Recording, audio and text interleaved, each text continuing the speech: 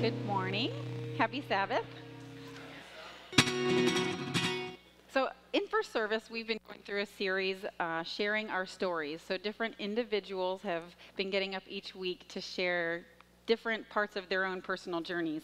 So, today we completed the series as Tony and I shared our own story of our journey through our relationship that has brought us here. So, I'm going to introduce Tony Werfel to you this morning as he's going to share his part of our journey.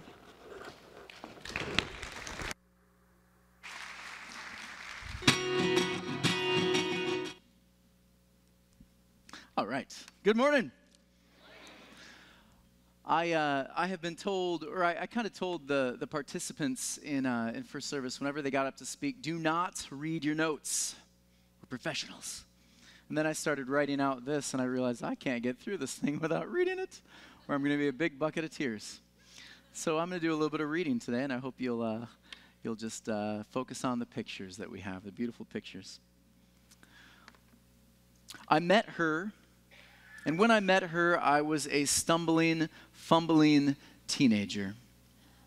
She was a beautiful blonde bombshell. She caught all of our eyes as she walked past us as we sat at our tables at Camp Asable. I remember attempting to muster the courage to talk to her, making futile attempts, and all that came out was this gurgling, weird sound. I'm lucky she kept talking to me. She was carefree, fun. She had so much love for adventure.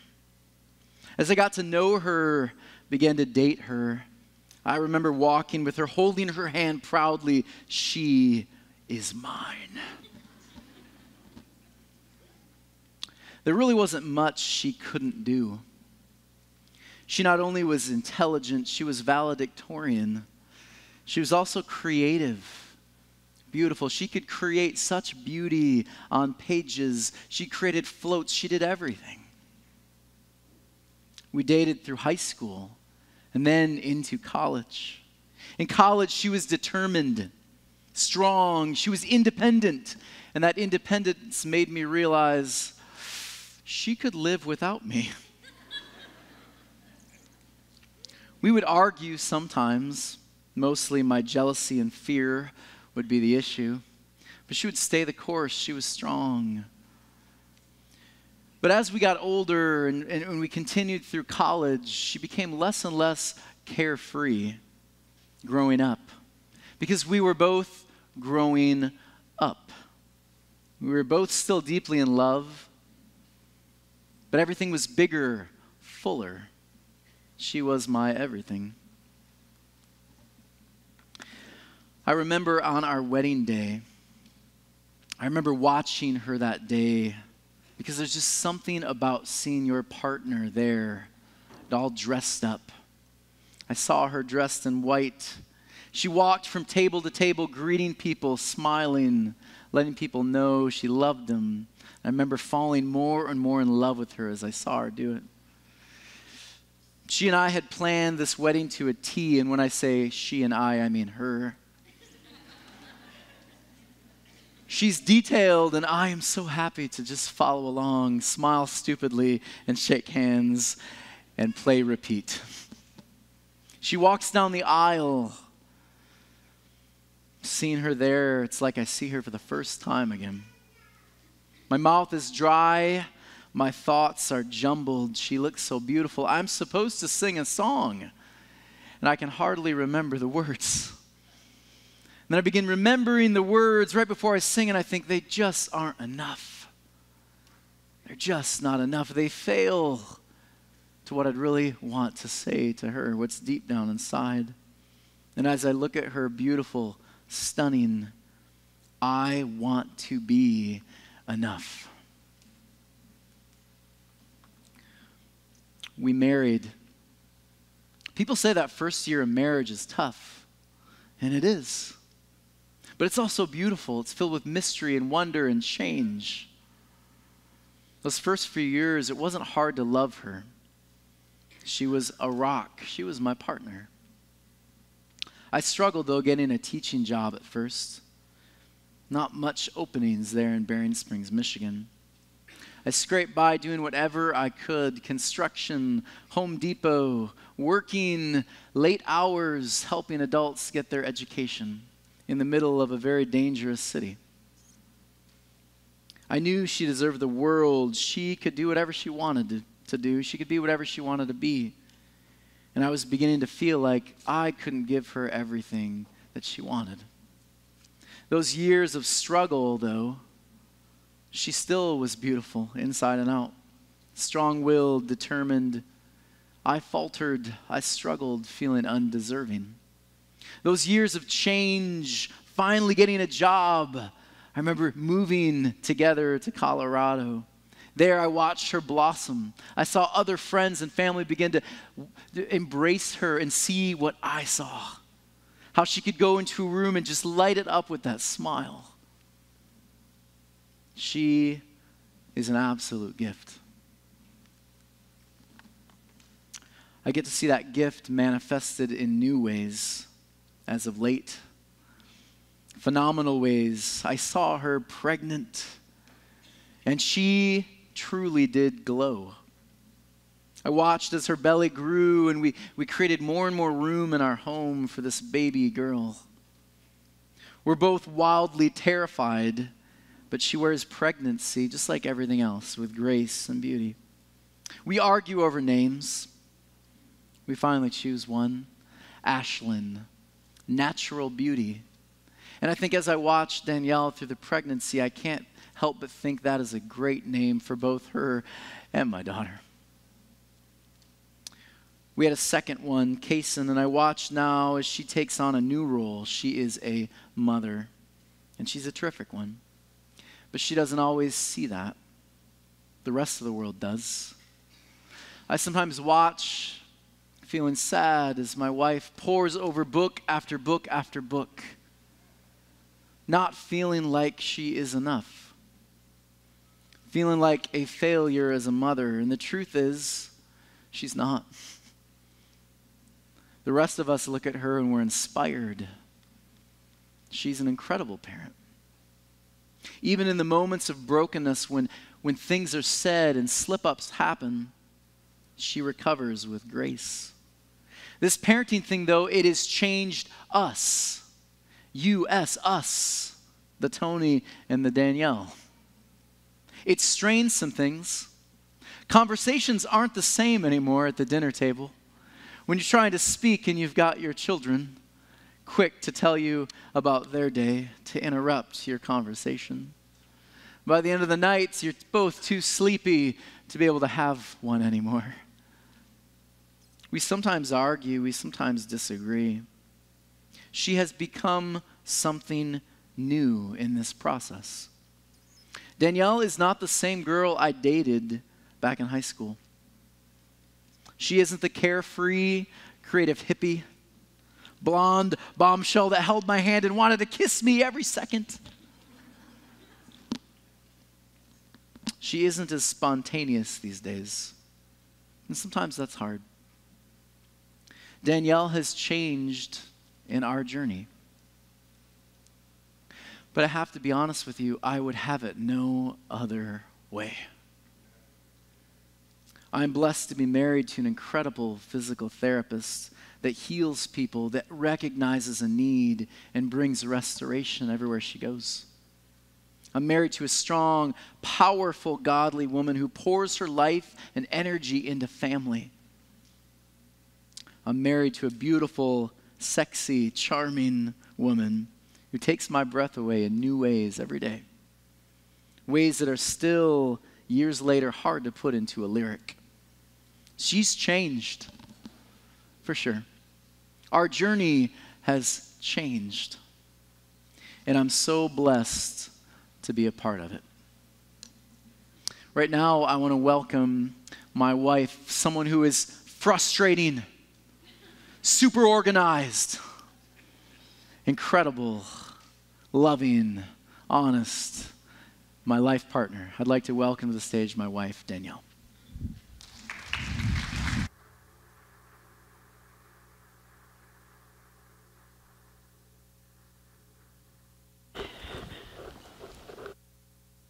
Not really that organized. I fooled him. So I'm going to stick with my notes too, because some of this gets a little bit hard for me, and so I want to stay on track. So when I met Tony, he was 17. We were at summer camp. It was his first summer working at camp, and I was a family camper. And the first time I saw him, he walked past me with his bleached blonde hair, and I was curious. My first impression of him was that he was a nice, genuine guy. I grew up going to public school, and I felt like a lot of the boys at my school were macho, rough around the edges, insecure, kind of egotistical.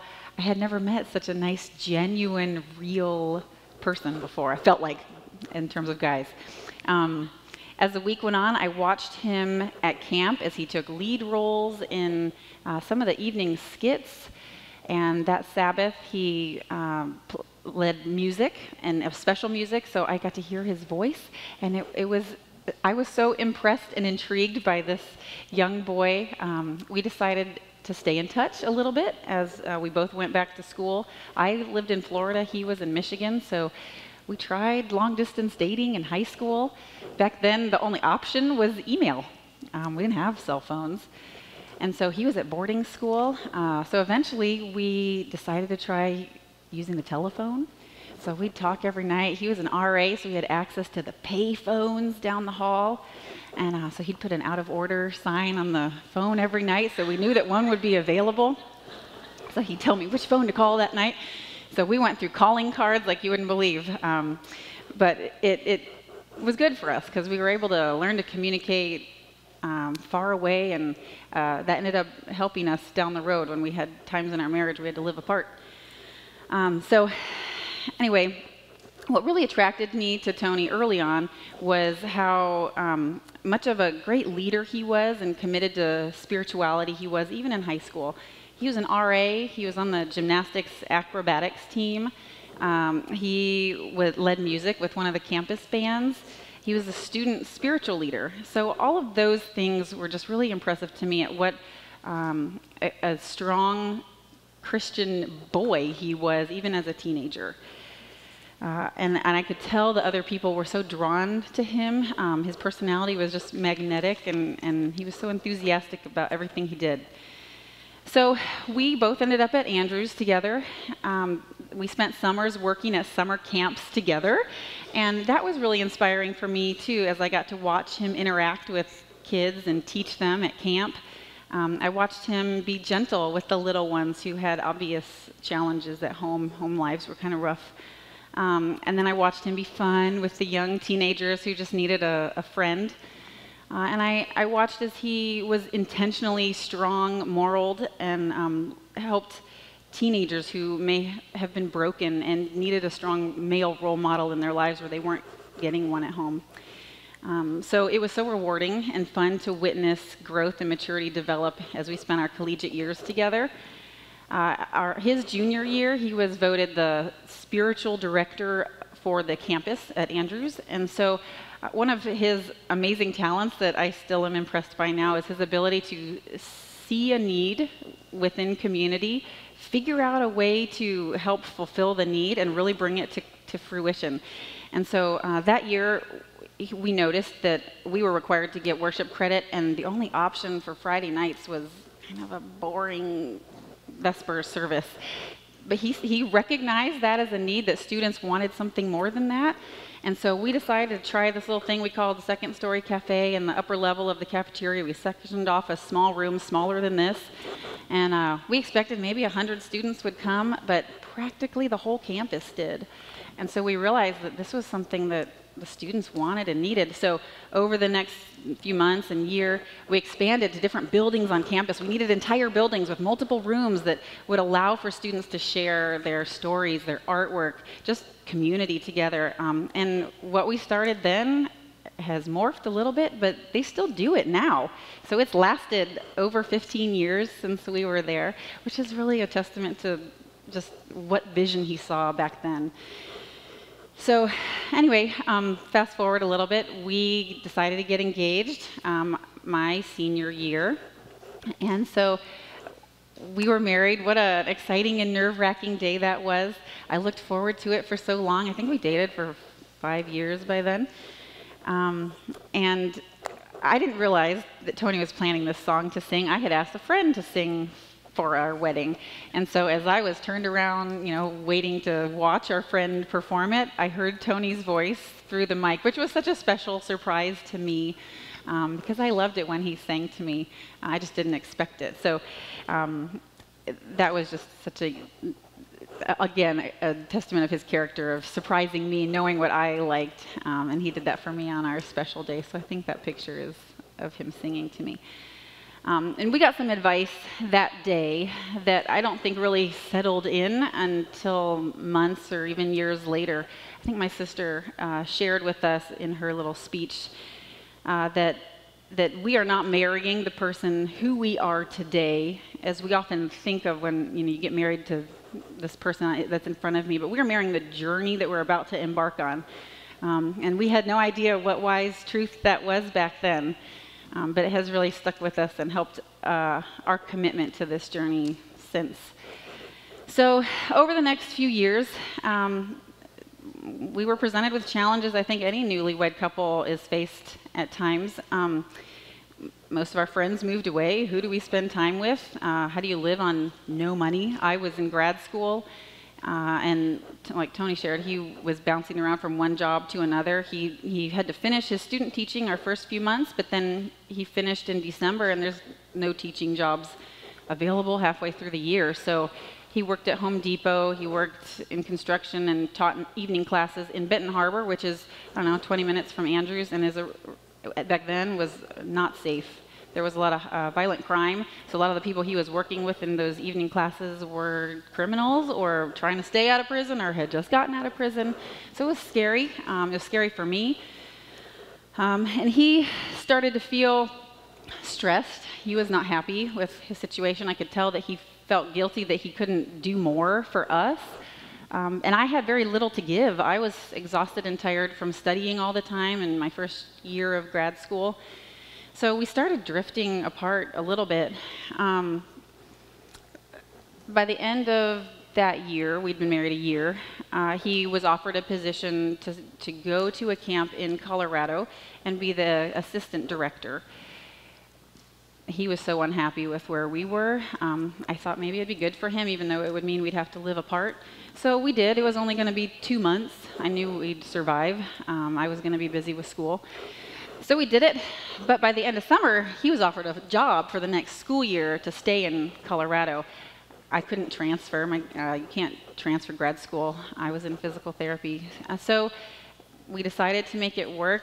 We were committed to the journey, whatever that would mean. But it was harder than we expected it to be at times.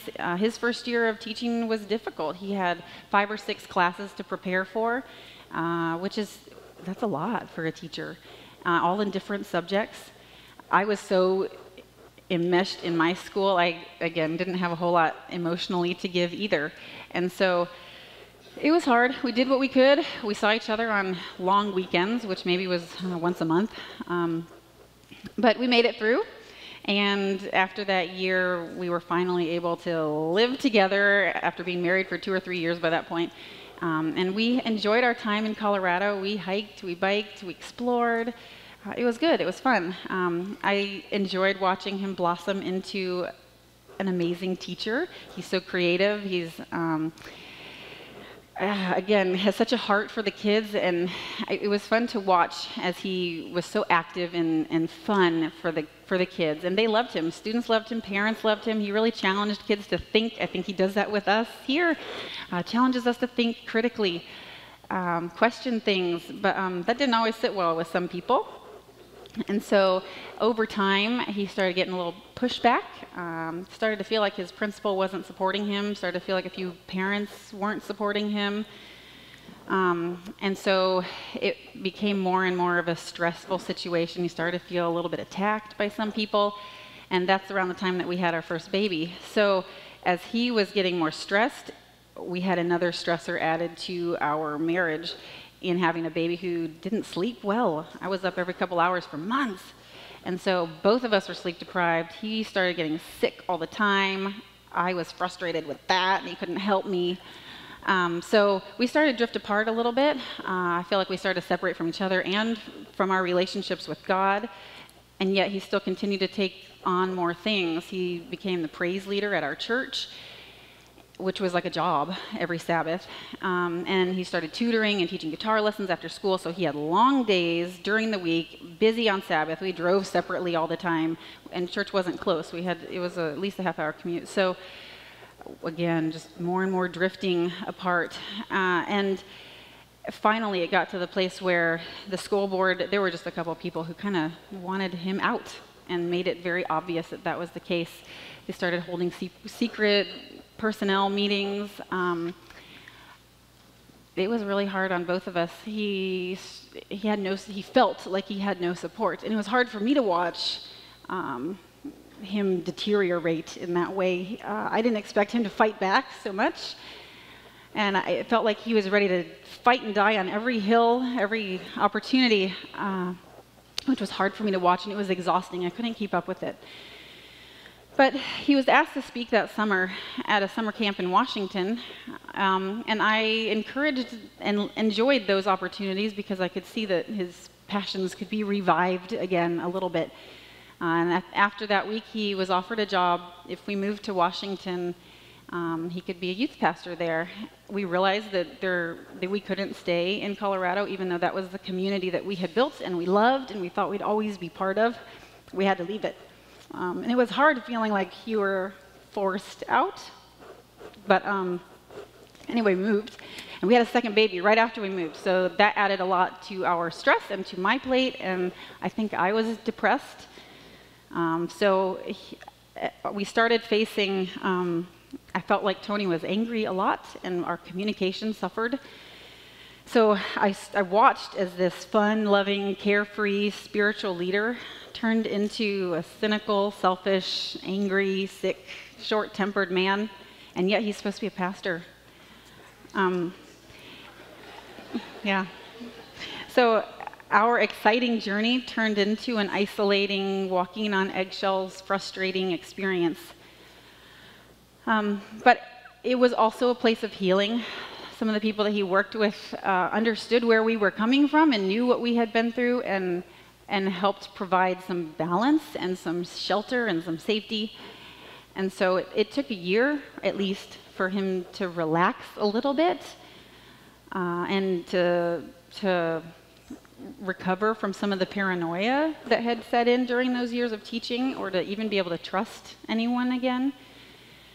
He was still bitter and angry and resentful, so it was still hard for us to talk. The grass was always greener somewhere else. And so I couldn't keep up. I felt like I couldn't keep up, and so I kind of stopped trying to. And so, like I said, I struggled with my own depression, with the kids and loneliness and feeling like I couldn't handle a toddler who I think was also projecting back some of this stuff that she was seeing from us. So that was really challenging too, not knowing how to manage both husband and a child who was really wrestling. And we moved here during that time, and so I was really nervous about coming here because I didn't know what other changes our child was gonna face, that I was gonna have to deal with, and how he was gonna handle it. So I was a little fearful before we moved here. But he finally, with a good, strong community here and some counseling that he decided to get, which really started to help him sort through some of the triggers that we realized were setting him off, or that started in Colorado, or maybe even earlier than that. And as he came out from under the weight of some of those, I could physically feel some of those burdens, emotional burdens, lift. And we started to be able to share thoughts again, and to talk again, to dream again without fear of what I was going to face. And I watched him start to blossom again, and some of those passions come back again, start to find some of his confidence again. And that's been really fun to watch unfold. He's become an amazing father and husband. Sometimes I'm even jealous now how good he is with them and how patient he is with them, things that I never would have expected a few years ago. He's so much freer and calmer and more grounded mentally and emotionally. So we're continuing to learn how to support each other's growth. This is still a process for us, and it's still kind of new in some ways. We're learning to appreciate each other's separate gifts and talents, learning to give each other the space to follow our individual passions. And we realize it's a journey, and it will continue to be a journey. There's going to be ebbs and flows, and we like it that way. We realize that there's advantages that way too. We're more patient with each other. I'm blessed to be married to an incredibly visionary and passionate person that seems to understand the deeper needs of people's woundedness and who isn't afraid to help them walk through the mess that dredging some of that up creates.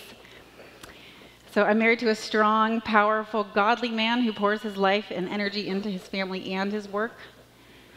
I'm married to a handsome, witty, deeply intelligent man who continues to keep me on my toes with his unpredictability in good ways now.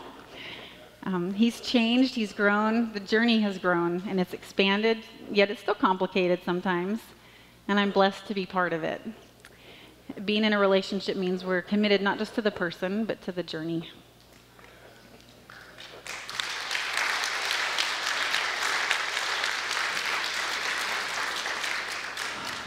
Danielle and I, as we were talking about what it means to be in a relationship, we decided we want to just share openly and honestly.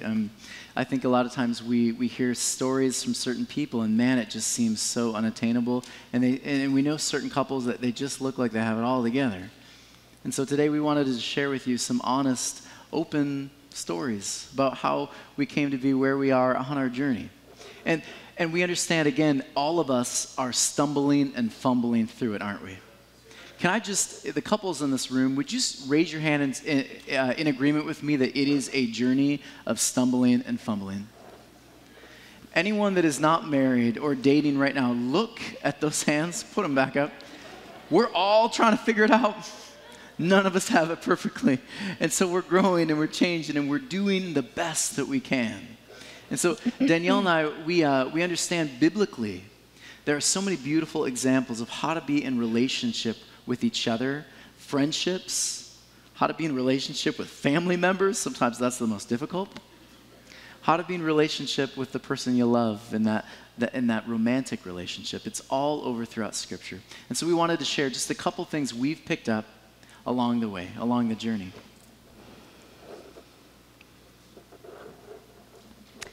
So knowing their wounds or learning their wounds, sometimes that takes a long time to attain. Exodus 23:9 says, "You shall not oppress a stranger, since you yourselves know the feelings of a stranger. For you also were strangers in the land of Egypt." So we've all experienced brokenness to varying degrees as children, as adults. And it's been said that we're all products of our childhood or we're products of our experiences. And so I find in my work, I work with chronic pain, those wounds of the past bubble to the surface at times you may not expect. And in the case of what I see on a daily basis is it leads oftentimes to chronic pain. Prior to that, oftentimes what we're talking about today is that like the small daily triggers or even the big life event triggers dredge up old wounds that maybe we tried for years to suppress and keep down and not face. But the reality is, if we don't deal with them, we don't face them, we don't allow healing, they come up. And sometimes they come up in pretty ugly, unpredictable, and irrational ways. Danielle actually has this terribly annoying habit. And I say that jokingly. But I will come home sometimes and I'll just kind of spew venom about this thing that happened. You know, Silvino said something. I'm just kidding. But there's something that happened and I'll just spew it out, right? And she'll look at me and I know what's coming because her head is nodding. And she'll ask the annoying question, "What do you think's behind that?" And then I have to deal with it. Because usually there is something that's behind it, and she knows my story, she knows my wounds, and she's able to identify it pretty quickly and say, oh, there's something else going on here, Tony. What is it? But it took me doing work on my own wounds through a small group that I've been part of for a couple of years now, and helping me be able to identify what's not me. Like, I can tell he's not mad at me. It's something else that's going on. But it took me finding healing to be able to differentiate what he's struggling with is not part of me, and how can I help him and support him through that. But it took finding healing on both of our parts. Another thing that we're learning is how to communicate and how not to communicate. Communication is so important with your partner or your friends or your family. And so we've learned some things. James 1:19 says, be quick to hear. Be quick to hear. Be slow to anger. Take time to listen to the other person. But here's the thing, we don't always communicate things very well, do we? For instance, my wife, she's so embarrassed I'm gonna say this, but she's a superhero to me. She will run these like half marathons in like a gazelle-like pose. And me, when I'm running them, I look like a three-legged dying deer. She's a superhero. She does so many things, but there's one thing that Danielle cannot do. It's not possible for her. And she's not able to read my mind yet. And I'm hoping at some point in time that'll happen. But right now, she isn't. And so we're learning as a couple who are partnered together in this journey, we're learning that there are certain expectations we both have. And if you don't share those expectations together, they're never going to meet them. And so that's why it's so important as a couple to begin sharing the expectations we have for one another. There's also this, the person closest to you is the person that can trigger you the easiest. Y'all hear me on that? There's something that I do to Danielle. She doesn't like to get tickled, first of all. That makes her angry. But there's something else. If I leave my drawer open a little bit, it's so frustrating. Or I might come home from work and she's vacuumed the floor and everything, and I will sit down with a pile of Doritos and a good chunk of cheese on the top of it, and I'll start eating, and I will notice the frustration. It looks like I just committed murder. There's certain triggers that I'm learning and certain frustrations I'm learning, but it takes a long time. And so that's why it's so important to communicate that. Tony, I just vacuumed this thing, and you're spilling that all over the couch. Learning to share the needs that we all have. You will never have your needs met individually if you don't share them with your partner. And this is something we're learning together as a couple. So acceptance gives space for personal growth at each person's own rate. I think we should always be striving to improve who we are, but allow that we do that differently, and how we go about it and how we obtain it is maybe a different route from each other. So even though we are married, we're still two people with our own separate passions, desires, talents, gifts, and allowing each other to explore those and build and grow those is important in maintaining, how do I say it, helping us each grow individually. For me to expect him to do things and conform to me is not fair to him. So understanding that we are both at our own places, and I accept him for who he is, and I'm not trying to change and control that, I've learned is very important. But I will always misplace my wallet 2 seconds after I pick it up. And I have to accept that that's who he is, as much as I try to encourage that we just have one spot. We've tried the bowl thing. You put the bowl there, you put the keys in. It doesn't work. We lose the bowl. And I have to accept that that's how he chooses to live. And I don't need to change it, because it's not my job. Maybe we just need more bowls. We need like 3 or 4 bowls. Yeah. It's good. We're also learning to fight fair. And here's the thing I'm learning about couples, is that just like 1 Peter 2, 1 through 3, it says we need to learn to remove the negativity. conflict is not a bad thing. It really isn't. If you are in a relationship with someone and you never experience conflict, what that tells us is you've probably never talked about anything of significance. You probably aren't really communicating. Because when you're communicating, when you're talking, you're actually opening up some change, and change is threatening. Now, you can go to the other side and be a couple that's always in conflict, and that's not good either. But change, growth, movement, it happens because conflict takes place in a relationship. You're two separate people coming together. And so we learn and we grow together. And as we move through conflict, we learn to lean on grace, lean on love. The issue that's going on is not, she is not the issue. The issue is the issue. And as a couple, we problem solve and we work together toward restoration. And really what we're talking about is the idea of Trinity. The idea of Trinity is one of the most beautiful biblical concepts I can think of. Trinity says this: Father in the center, Jesus, Holy Spirit. And it goes outward, because this is what happens when you experience relationship. There's life-sustaining power there when the two come together. And then when that happens, you begin to outwardly express that. Jesus outwardly expressed the Father. And after you do this, then everything you do breathes life into community and you bring others in.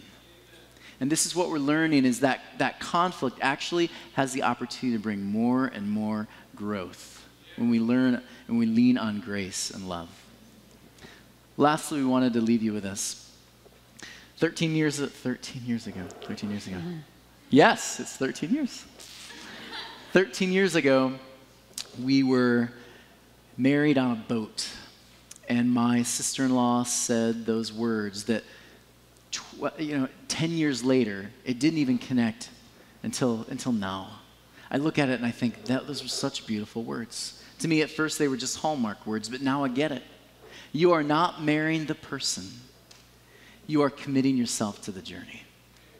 And so our prayer for you and us and everyone in this community is that we can learn to commit to each other as a family, as couples. We can learn to commit to one another, commit to the journey. And when we disagree with something, and we will as we grow deeper and we tell our stories, we will disagree, there will be conflict. But may we navigate through that with love and grace. And may we learn to continue to commit to the journey that God has put us on. Blessings today on the Sabbath day. Make sure you give your spouse lots of love and your friends and family around you. Blessings.